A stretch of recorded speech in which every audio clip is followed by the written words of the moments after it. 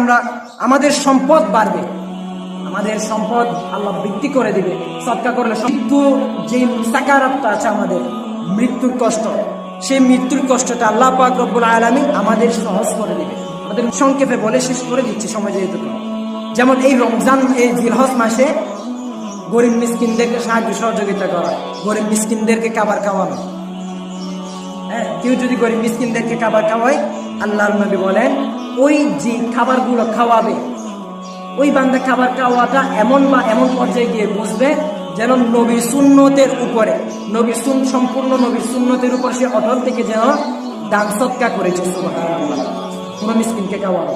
এরপরে কোন রোগীর সেবা যদি এই জিলহজ মাসে করে, কোন বান্দা যদি জিলহজ মাসে কোন রোগীর সেবা করে রোগীকে দেখতে যায়, তাহলে সেই বান্দা যেন কোনো নেককার বান্দা, কোনো আল্লাহর ওলি, কোনো বুজুর্গ বান্দাদেরকে তাদের সাথে